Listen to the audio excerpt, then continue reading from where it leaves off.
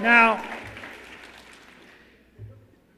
you know, I think that the key to understanding where we are, and in a way the key to understanding both American solutions and the Center for Health Transformation, starts with a very simple premise. We believe that this country has to get back on the right track, and we believe that requires real change.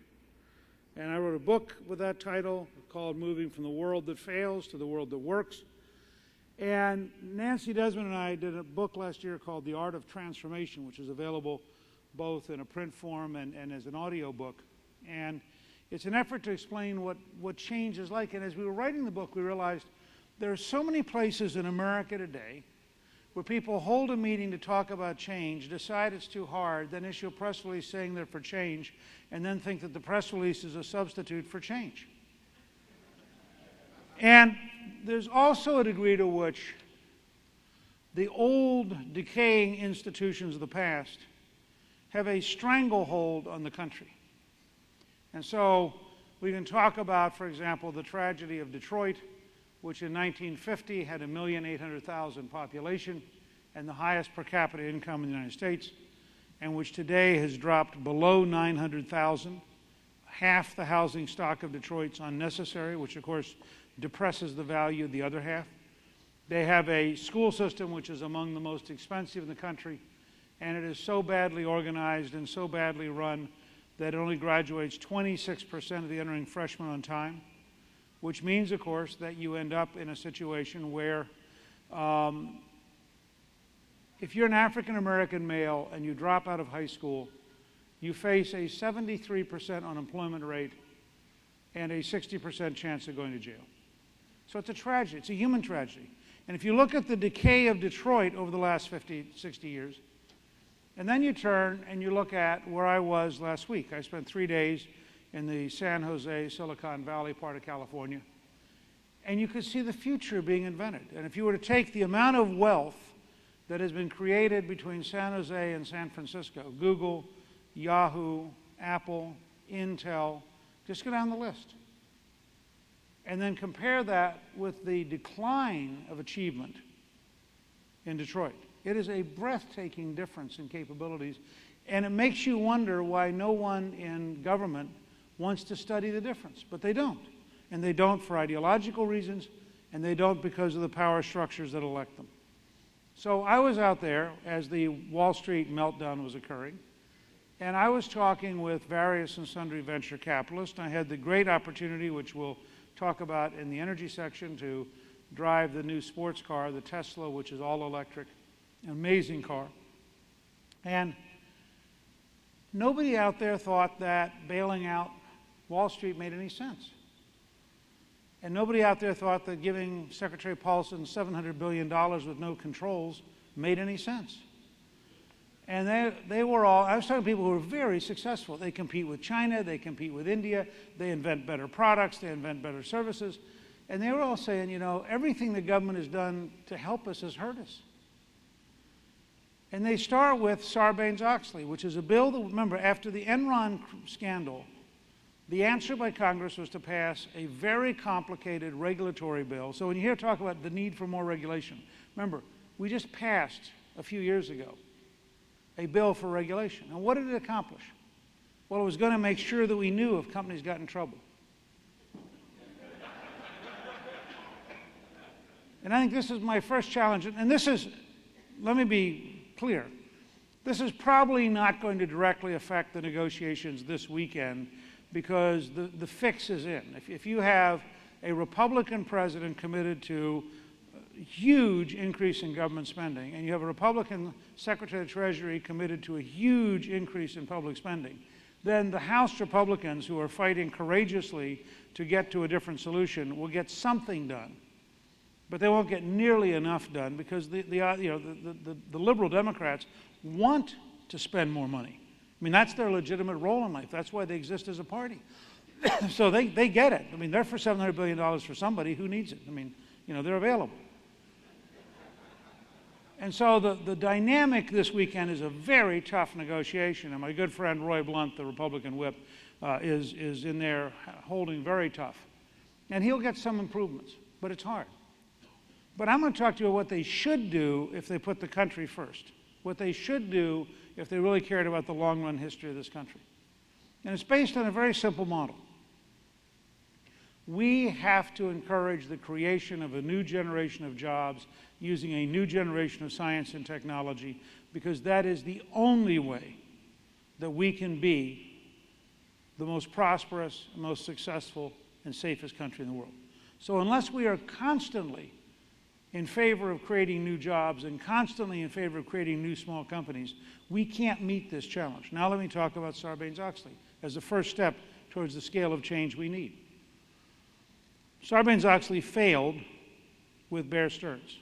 It failed with Freddie Mac. It failed with Fannie Mae. It failed with AIG. It failed with Lehman Brothers. Now, if it didn't do any good, what does it do that's bad? Well, if you're a brand new startup and you would like to go public and raise your money from the public, it costs you about $3 million a year in accounting fees and red tape just to comply with Sarbanes-Oxley. The result is, where they used to take a company public in about 5 years, they now estimate it will take 12 years to get big enough in order to pay this $3 million a year. Bernie Marcus, the founder of Home Depot, is working on a book called Designed to Fail, in which he outlines that literally he could not have founded Home Depot under these new rules. And they're destructive of the greatest creativity America has, which is its entrepreneurs. So the first thing we should do, if we're really serious about economic growth, is we should repeal the Sarbanes-Oxley bill and go back to a world where small businesses are encouraged to grow and encouraged to go public, and where when somebody does do something wrong, as they did in Enron, they should go to jail, as they did in Enron, because that's appropriate. But to punish everybody,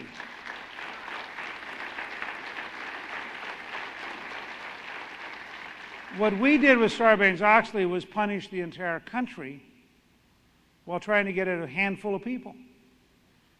Now, the second thing that came out of Sarbanes-Oxley is an accounting rule. It's a fancy term called mark-to-market, but let me tell you how it actually works.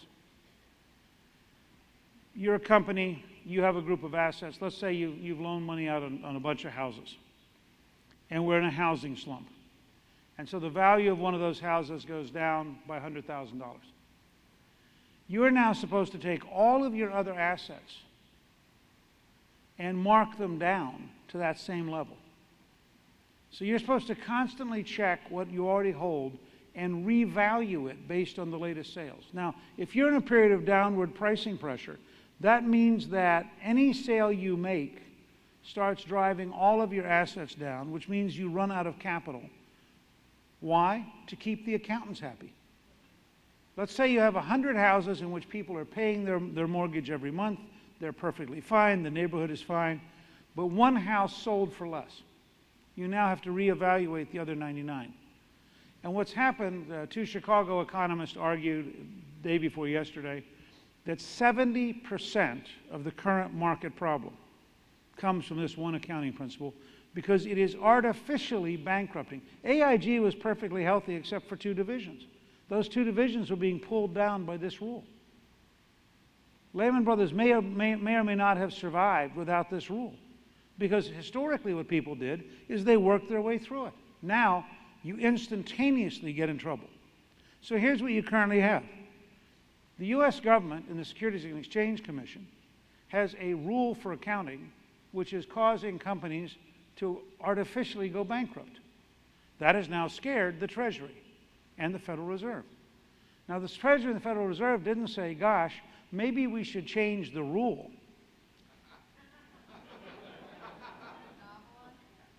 They said, why don't you give us $700 billion? And then people, you can see all this testimony. I'm actually, along with Emily Renwick at the American Enterprise Institute, I'm writing a paper right now on this narrow issue because it may be a $500 billion issue. I mean, narrow doesn't mean unimportant. It doesn't mean not worth learning about if it's causing us $500 billion of problems. So I mean, it's clear to me that Chris Cox, the head of the Securities and Exchange Commission, should suspend the mark-to-market rule as of Monday morning at 9 a.m. and revisit it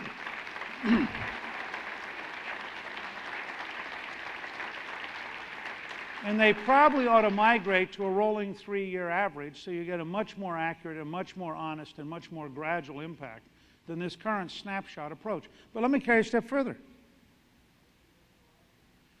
The reason I know this is a big deal is I listened to Chairman Bernanke of the Federal Reserve, who said the following. He wants to buy the paper for 2 or 3 times its current market value. It's right there in the record. And they said, why do you want to do that? He said, well, you know, it's artificially low. And if you measure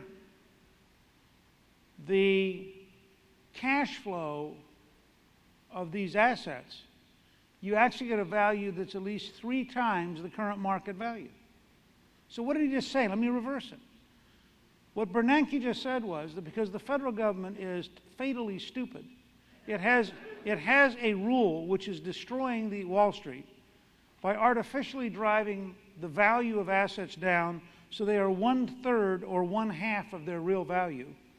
And instead of changing the rule, which would cost you, the taxpayer, nothing, they would like $700 billion to buy the property at its real value, which is higher than its current value, because they're smarter than this rule, which they won't repeal because then they would not have the rule and they wouldn't need the money. And if they didn't have the money, they wouldn't be buying the property.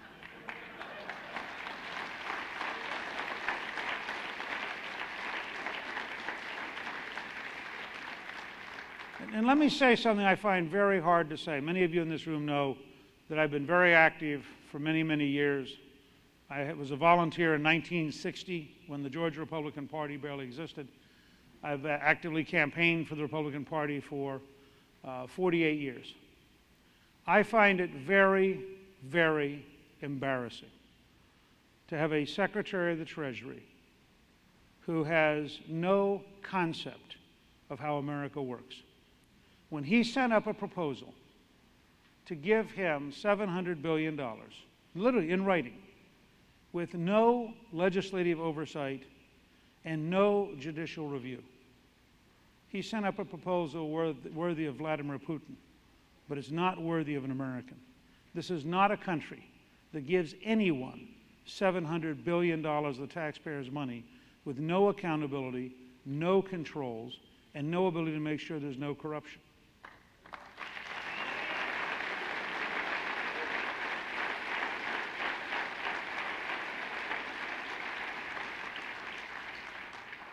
Now, I was told a little while ago that the Congress is moving away from buying up the paper towards loaning the money so you could have a workout instead of a bailout. And let me explain the difference.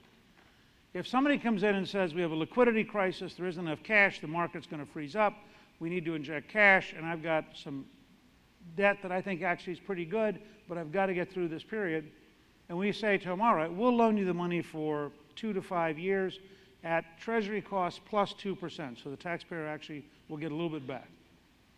But you keep responsibility for your paper, and you have to work your way out of the mess you made. That's a workout.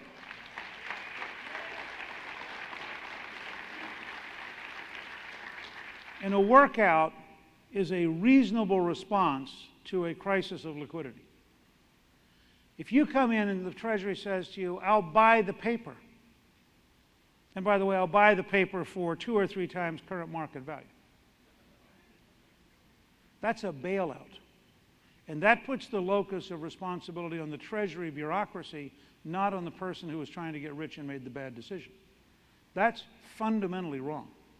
But it's not just fundamentally wrong in terms of fairness. It almost guarantees crony capitalism, because if you suddenly have a bunch of politicians sitting in Washington with $500 or $700 billion to spend, and they're going to buy paper, and it's not going to be at market value, so they're going to set the value, and you happen to have a chief of staff to the president from Goldman Sachs, and you happen to have a secretary of the Treasury from Goldman Sachs, would you like to guess who's likely to win and who's likely to lose? I'll guarantee you, regional banks, small business, Main Street, all of America outside of Wall Street is going to be a loser. And the biggest banks and the biggest guys are going to be winners. And that's fundamentally wrong. But there's a second thing that's wrong with it. You can't, by definition, have bureaucratic capitalism. Inevitably, in a bureaucracy, we start setting limits and rules and regulations, and all of a sudden you got somebody who's more worried about not getting called in front of a congressional committee than they are about making the company succeed. And so the result's going to be, if they actually go through with this, you're going to end up with hundreds of billions of dollars that are sitting over here, being run by bureaucrats. We will have come closer to a nationalized socialist America with this act than anything in my lifetime. And I find that very appalling. And I find it a formula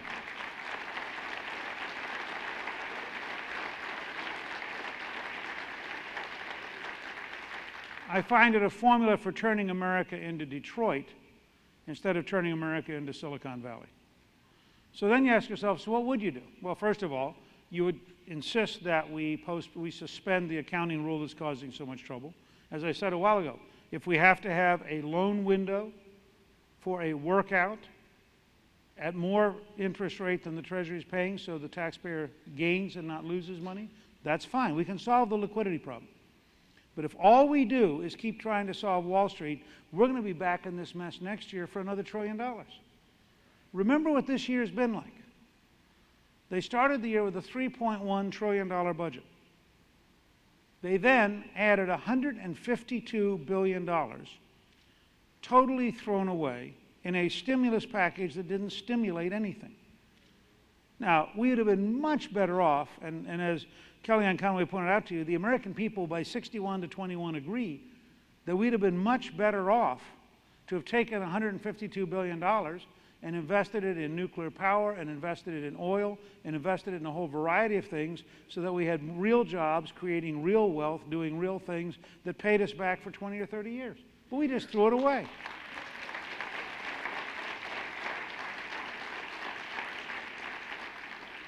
So having wasted $152 billion in the spring, the economy kept sinking. They came in the summer, and in July, just 2 months ago, they got over $300 billion in order to help a housing bailout. And in order to get the Democratic Congress to pass a $300 billion bailout, they agreed to give a left-wing organizing group called Acorns, it was a hard left group, $500 million a year of your money. The total, I think, just a total payoff of the worst kind. And it guarantees you now have people out there who are hard left who are going to get $500 million of your money to go out and organize more people to come back and try to elect people to Congress to give them even more of your money. Now, in that setting, we were up to, 450, almost $500 billion, and that wasn't enough. So now they want $700 billion. This means that we're going to go from a $3.1 trillion total budget at the beginning of the year to potentially, if they get their way, something on the order of an additional $1.2 trillion in this year.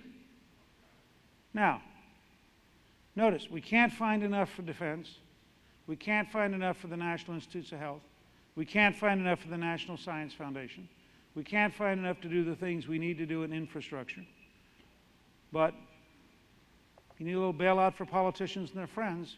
What's $1 trillion among friends?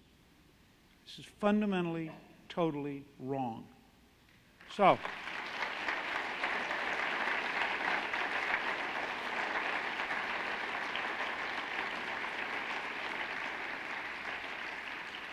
So what would a path to economic growth be like?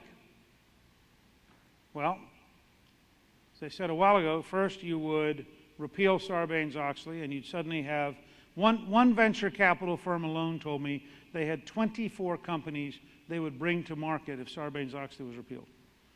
That would also, in that process, repeal the current accounting rule that's causing $500 billion worth of problems.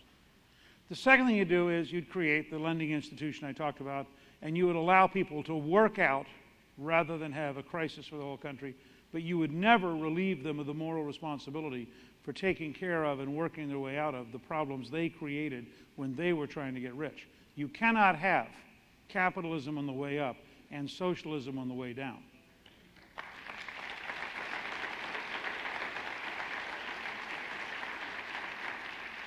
But I think you have to go several steps further. Remember, I talked about litigation, regulation, taxation, education, energy, health, and infrastructure. We've talked in other segments about education. We're going to talk, and we talked about health, which is the biggest single sector of our economy.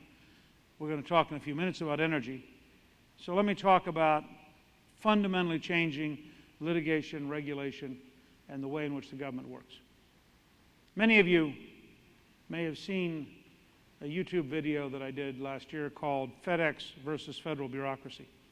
It's been seen by about 1,500,000 people. And it's a really vivid way of describing how big the change has to be. Let me just ask, how many of you have gone online to track a package at UPS or at FedEx so you knew where it was? Just raise your hand. Virtually everybody, right? Now, I say that because sometimes you'll read in the newspapers, well, Gingrich has interesting ideas, but after all, we have to be realistic. Okay. But it is a reality that if you have a market-oriented entrepreneurial company that invests in information technology, that rewards achievement and punishes failure, you can have extraordinary capabilities. UPS estimates that their average truck has more computing power than the Apollo 13 lunar lander. And they suggest that when a UPS delivery person walks in the average doctor's office, they double the amount of computing power in the office by what they're carrying on their belt. Now, this is the world that works. And in my book, Real Change, I describe as moving from the world that fails to the world that works. So this is the world that works. They track 23 million packages a day while they're moving. And they track them so efficiently and with such accuracy that you can identify for free your package and see where it is. Think about it, it's almost a miracle. It's amazing. That's the world that works. Over here is the world that fails. Take, for example, the federal government, which currently is not able to find between 10 and 20 million people who are here illegally, even if they're sitting still.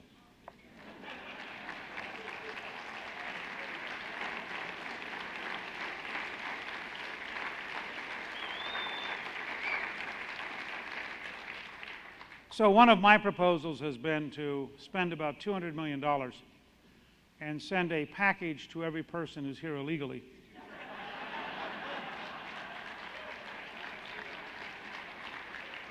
And when UPS and FedEx deliver them, we'll know exactly where they are and we can pull it up on the computer. Now, at one level that's hyperbole, but at another level it's not hyperbole. Why shouldn't we have a government as modern, as efficient, as convenient, as accurate as your automatic teller machine or your cell phone or the UPS and FedEx delivery systems? But that requires real change. One change we are working on is to create a investment-based budget. I talked about it earlier as it relates to health care, but let me talk about it as it relates to the whole government. I got onto this because I had breakfast in February of 2005 with Fred Smith, the founder of FedEx, and we were talking about solving some problems at the Pentagon. And after about 2 hours, he said to me, Newt, you're not going to be able to fix modern government because you cannot modernize government since its budget does not permit you to distinguish investment from spending.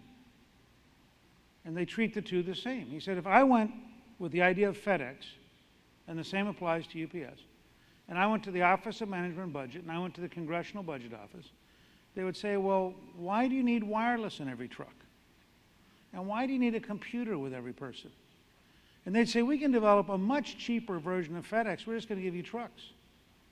And he said they would have killed the company, killed the idea, totally misunderstood the nature of what we were doing, and they would have said it's got to all pay off in 1 year because we have 1 year budget cycles.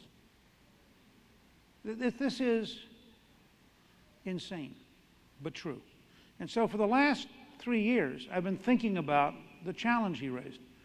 And one of our proposals is going to be to rewrite the Budget Act, to create a 21st century capital budget requirement that we isolate out everything which is long-term. Remember I said earlier about Alzheimer's, that it's going to cost us $1.2 trillion, and if we could postpone it by 5 years, we cut half the cost, $600 billion. Well, we can have a rational discussion about an investment strategy that will save us $600 billion. I talked about going to an electronic health system which will eliminate so much fraud that it will pay for itself. Now, you can't currently get that scored by the Congressional Budget Office or the Office of Management Budget, so they every year pay the crook, but they won't pay to invest because the crook fits their annual model. This is exactly like the problem with accounting I described earlier. If you have dumb enough rules in the federal government that they cause massive pain in the rest of the country, the federal government answers to say they don't understand why the country is so unhappy when, after all, they're only doing what they have to do no matter how stupid it is. And I think we need to represent a group that says, this is very bold. Something my mother taught me years ago when I wrote her an answer about something. I was a freshman member of Congress, and she wrote me some letter, and I wrote her back. And she wrote back and said, Newty, that's what she called me. She said, Newty, that's just dumb. And I read that letter, and I kept it in my drawer for a long time, and I thought to myself, you know, Washington, and for that matter, every state capital and every city hall and every county commission and every school board would be much better off if they had a ground rule that said, if we're doing something dumb, let's stop doing it. So, and by the way, if you want to see a real-time example this weekend, look at the Chinese in space right now and look at how fast they're developing compared to the bureaucracy we have at NASA, and ask yourself, over the next 20 years, if we don't do the kind of reforms I'm describing, if we don't move government into the world that works, we are not going to keep up with them in space, and we're not going to keep up with them in education, and we're not going to keep up with them in infrastructure, and that means we're not going to keep up in our economy. That's how fundamental this changes. But let me go a step further, as Kellyanne began telling you earlier. This country, much better than the Washington politicians, this country understands that we need to compete in the world market. This country would support moving towards the Irish level of a corporate tax. The Irish have a 12% corporate tax. Ours is 35%. Now, if you were a business and you were told you have two choices. You can go someplace that's going to tax you 12% or someplace that's going to tax you 35%. And as Craig Barrett of Intel told me, there's a practical reason why Microsoft now has all of its intellectual property in Ireland. Because at 12%, they keep a lot more of it. Now, you can either say, let's attack all these businesses for being unpatriotic, or you can say, shouldn't we have as a major goal making America the best place to invest, to create the highest value jobs? And that would mean several things. It would mean dramatic cut in the corporate tax rate. I believe it means abolishing the capital gains tax so that we no longer punish people.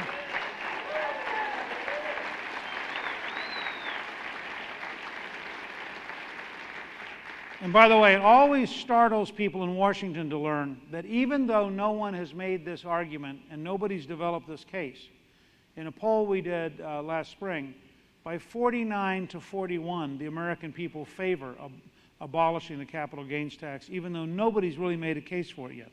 And so I believe when you go around and you say to people, this is a tax on savings, it's a tax on investment, and it weakens us in competing with China and India, I believe most Americans would rather have us strong and healthy in competing. Now, that also means you want to be very pro-small business, because the fact is, it is small businesses that create the jobs of the future, and every one of our current great institutions started out small. They all started out as startups that were doing exciting things, and they were able to accumulate the assets to keep growing and to keep being healthy. In addition, I believe we want to have an adequate opportunity to have high-value visas, what are called H-1B visas, both for students who are already in the U.S. and for people who bring the kind of knowledge and the kind of training that enables them to add wealth. I mean, if somebody's going to come here and actually increase our wealth, we're pretty foolish to block them. The fact is that 40% of the entrepreneurs who created successful companies in Silicon Valley came from India. 40%. And they have created the very wealth that the rest of us now enjoy. And the fact is, historically, we've been very fortunate to attract from around the world many of the smartest people. But our current rules are such that if you come here as a graduate student and you get a PhD in chemistry or engineering or physics or whatever, we won't let you stay. Even though you're enormously valuable to us, you would clearly increase the wealth of the country. You would create the jobs of the future. Now, I am totally for controlling the border, and I am totally for having a control over what employers do in terms of illegal immigration. But we currently have the worst of all worlds. We make it very hard for smart, educated people to come here and very easy for people to come here who are going to be day laborers. Now, if you think about it, that is not a very smart strategy if your goal is economic growth. What we ought to have is a program that says we want aggressive, entrepreneurial, smart, technically skilled people who create wealth. It's a fundamentally different approach. If we're going to have this level of economic growth, we're going to have to also have substantial investment in infrastructure.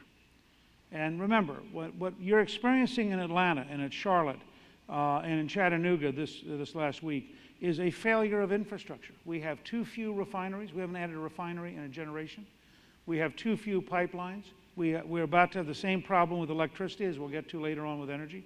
And so part of what we have to do is we have to rethink how we invest in infrastructure, and that gets us back to rethinking how we deal with the capital budget and what we need to do in terms of making sure that we can make the kind of investments we need to make in this country. One last example of that, just to show you that my example of moving from UPS and FedEx with their speed and accuracy to the federal government with its inefficiency and its inaccuracy and its incapability, from the world that fails at the government level to the world that succeeds. I want to give you one last example of the kind of changes we need that should be very dynamic and very important, that would really dramatically improve our economy. We are trapped today in a very old, very tired air traffic control system. I know, I used to represent the Hampton Center. I used to represent the Atlanta Airport. I spent years, I was the ranking Republican on the aviation subcommittee. And we have a new model. In 2002, the Walker Commission on Aerospace and Aviation said, we can build a space-based GPS-style air traffic control system that allows airplanes to know within feet exactly where they are and exactly where every other airplane is. Let me ask a question just to make sure we're embedding this in practical, everyday common sense. How many of you have some kind of GPS locator on your car? Where you can put in a map, or you can. How many of you ever rented a car that had one of those maps where you could check and it would tell you where to go and how to go there? Okay, so this is not a theory, right? I mean, you know, when you go and describe this to a congressman or a senator, and they say, well, what are you talking about? Recommend to them, I mean, take them, say, down to Hertz or Avis or somewhere, or Enterprise, and show them, you know, this is a GPS locator. How many of you have ever looked at Google Earth? Have any of you ever, you know, I mean, this magic stuff now, this is all real. Notice that most of it's free.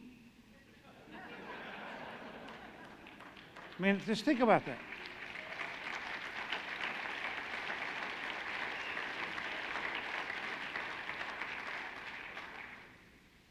So, here's where we are. We could build a space-based 21st century air traffic control system so accurate that airplanes could fly straight from their airport to where they're going. Right now, they all go into these corridors, these sort of highways in the sky, because that's how the air traffic control system deals with them, because the air traffic control system doesn't have enough investment in radar and doesn't have enough investment in computers, and therefore they're literally trapped in a 30-year-old system. And over the Northeast, it's now a total mess. How many of you have ever been kept waiting trying to get into or out of New York or any place in the Northeast? You don't, I'm not, again, I just want to embed this. American Solutions is not about theoretical ideas. American Solutions is not about fancy concepts that have no practicality. You have actually experienced having an air traffic control delay if you're a passenger. You've actually experienced being trapped at LaGuardia because you couldn't get out because the air traffic control system wasn't working very well. You've actually experienced the other week one half of the air traffic control system melting down. These are real. And you know GPS is real because you've seen it and you use it. So we're not talking about anything that is science fiction. except in government. Now, what would the effect be? The effect would be 40% more travel in the Northeast. No delays for all practical purposes except by weather. Second, because airlines could go straight from point A to point B, and they could climb gradually and descend gradually in that kind of system, we were told by the head of Alaskan Air, they would save 10% of all aviation fuel sold in this country. 10%. That means less pollution. It means less money being spent on fuel. It means a lower price of aviation fuel. It means more money available to reinvest in the airlines, to pay their employees, and to lower the cost to passengers. However, there's a catch. If you go to a space-based air traffic control system, which will be a major project at American Solutions, you reduce the number of air traffic controllers from 14,000 to 7,000, which means that you reduce the number of dues-paying union members from 14,000 to 7,000. Guess who has blocked modernizing the air traffic control system for a generation? So we in fact have 14,000 people over here saying, the other 300 million Americans can wait. I don't think that's going to last very long. So